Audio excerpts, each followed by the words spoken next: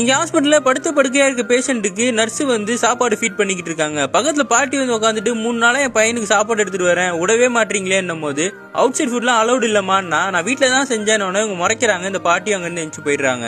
இந்த பாட்டியும் அடுத்த நாள் வந்து சொல்றாங்க, என் பையன் வந்து சின்ன வயசுல கிரிக்கெட் விளையாட்டு வந்தானா நான் செஞ்சிருக்க இந்த பருப்பு கஞ்சியா 6 சட்டி குடிப்பான் தெரியுமா, 3 ஸ்பூன் கூட கொடுக்க விட மாட்டீங்கன்னா அதெல்லாம் கொடுக்க கூடாதுன்னு இந்த பாட்டி போயிடுறாங்க. அடுத்த நாள் எடுத்துட்டு வந்து இவங்க கை நடுங்கி பாத்திரத்தை கூட கீழே போட்டுறாங்க. அந்த நர்ஸ் தான் அதை கிளீனும் பண்றாங்க.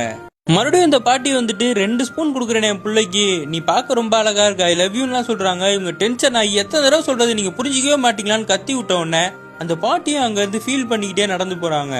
இந்த பாட்டியும் மனசு தளராம அடுத்த நாள் பெரிய கேரியர்ல எடுத்துட்டு வராங்க. நேற்று தானே உங்களை திட்டினேன், ஏன் இவ்வளவு எடுத்துட்டு வந்திருக்கீங்கன்னும் போது என் பையனுக்கு நீ பிறந்த நாள், நீ கண்ணை உருட்டாது, இது உனக்காக தான் உடனே இந்த நர்ஸும் அதை வாங்கி சாப்பிட்டுக்கிட்டு இருக்காங்க. அடுத்த நாள் இந்த பாட்டி வந்த உடனே 2 ஸ்பூன் மட்டும் கொடுக்குறேனே, என் பிள்ளை கொடுக்கணும்னு ஆசையா இருக்குன்னு கேக்குறாங்க.